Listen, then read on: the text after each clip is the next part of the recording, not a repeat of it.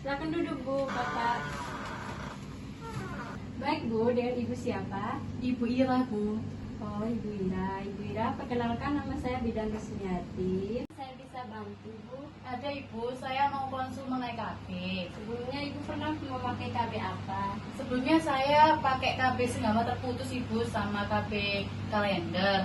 Terus cuma bertahan 14 bulan aja. Terus saya kebobolan yang terakhir ini umurnya baru 12 bulan Ibu. Kenapa ya Bu? Kok bisa kebobolan? Kan saya berhubungan sama suami juga berhati-hati. Oh, itu karena kemarin. Oh, itu karena Ibu dan Bapak kurang hati-hati. Terus bapaknya juga terlalu lama cabut, makanya karena air spermanya Bapak udah terlanjur masuk di dalam rahimnya Ibu. Makanya lain kali harus hati-hati terlebih dahulu ya Bu, Pak. Oh iya Ibu, saya kan sebelumnya sudah tahu mengenai KB pil yang Ibu berikan. Kalau saya boleh, beribet aja. Oke Ibu, oke. Oh iya Ibu, saya kan sebelumnya sudah tahu mengenai KB pil yang Ibu berikan kemarin kan. Itu saya boleh minta tolong dijelasin nggak Bu untuk KB-KB yang lain?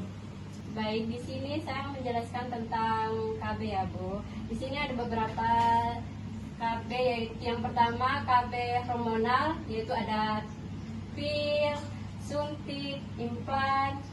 Terus ada lagi KB non-hormon, skip. KB kondom. Untuk KB non-hormonal ada IUD, kondom, ada spermisida, diafragma. Kalau KB permanen ada tubektomi sama vasectomi. Bagi Ibu, kayaknya saya tertarik sama KB IUD, vasektomi, sama KB implan. Apakah boleh dijelaskan kelebihan dan kekurangan dari KB tersebut ya Ibu? Baik, saya akan menjelaskan tentang macam-macam KB ya Bu. Di sini saya akan menjelaskan tentang KB IUD. Cara melakukannya, dimasukkan ke dalam rahim melalui vagina oleh tenaga kesehatan. Efektif hingga 10 tahun. Dapat segera dipasang setelah melahirkan atau 6 minggu. Tidak memengaruhi ASI. Efek sampingnya kadang haid lebih banyak atau nyeri pada awal pemakaian. Dapat dilepaskan kapan saja bila ingin hamil kembali. Kelebihannya tuh efektif jangka panjang, tidak perlu ingat minum pil. Kelebihan IUD efektif jangka panjang, tidak perlu ingat minum pil. Kekurangannya perlu tindakan medis untuk pemasangan dan pelepasan, ada rasa tidak nyaman sementara. Sedangkan KB implan, cara melakukannya, batang kecil dimasukkan di bawah kulit lengan atas, mengandung hormon progesteron, mencegah evaluasi, efektif selama 3 tahun, aman untuk ibu menyusui. Efek sampingnya gangguan pola haid, berkurang tidak haid, dan spotting. Sedangkan vasektomi, cara pemakaiannya dilakukan pada suami dengan cara memotong saluran sperma. Bersifat permanen, artinya tidak disarankan bila masih ingin punya anak lagi. Tidak memengaruhi fungsi seksual. Prosedur sederhana, aman, dan cepat pulih. Kelebihannya itu sangat efektif, tidak perlu kontrol rutin, tidak mengganggu hubungan seksual. Kekurangan, permanen, tidak bisa dikembalikan, hanya untuk pemasangan yang yakin tidak ingin anak lagi. Ibu bisa memilih KB pil, implan, sama Ibu bisa memilih KB pil, IUD, implan. Kalau vasectomy itu belum disarankan karena umur ibu masih 25 tahun. Bagi Ibu kayaknya kita lebih milih KB pil ya. Iya. Baik Ibu, saya akan resep terlebih dahulu ya Bu. Baik Ibu. Ibu, saya sarankan Ibu menggunakan KB progestin. Nah, di pil KB, karena di pil KB ini mengandung progesteron, ibunya masih menyusui. Iya Ibu.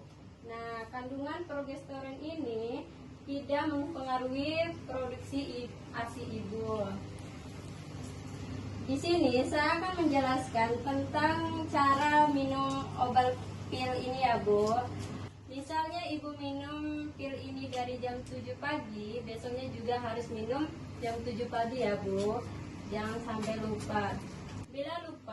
Bila lupa minum obat kurang dari 3 jam, segera minum saat ingat.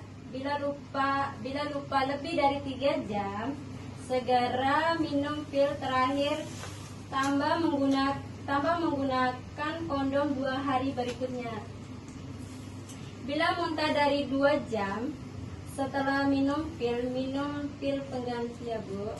Ya Ibu. Ini ya Bu, jangan lupa diminum, nanti kebobolan lagi. Dari hasil konseling tadi, Nyonya Ira berusia 25 tahun, sudah menikah dan memiliki 2 anak. Ia masih menyusui anak yang berusia 12 bulan dan ingin menunda kehamilan selama 3 tahun agar bisa fokus merawat anaknya dan memulihkan tenaganya. Bidan memberikan edukasi tentang beberapa metode KB yang cocok untuk ibu menyusui, seperti IUD, implan, pil KB, dan pil KB progestin. Semua aman digunakan untuk ibu menyusui. Nah, Bidan menjelaskan tadi bahwa pil KB progestin hanya mengandung hormon progesteron. Jadi cocok untuk Ibu Ira yang sedang masih menyusui anaknya. Setelah memahami penjelasan dari Nyonya Ira, memilih pil KB progestin karena mudah digunakan, tidak mempengaruhi ASI, dan dapat dihentikan kapan saja yang dia mau.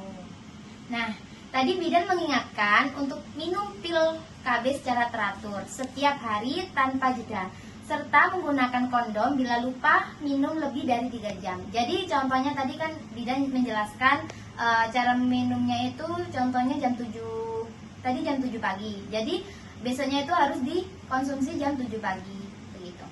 Kesimpulannya, Bidan telah memberikan KIE yang jelas dan sesuai kebutuhan klien, sehingga Nyonya Ira dapat memilih metode kontrasepsi yang aman, efektif, dan mendukung keberlanjutan menyusui. Halo, aku Marcella, NIM 2306275 sebagai Ibu Ira. Aku Siti Fatimah Tuzara, NIM 2306288 sebagai suami. Aku Rusmiati, NIM 23062086 sebagai bidan. Dan saya Dewi Masita, NIM 2306258 sebagai observer 1.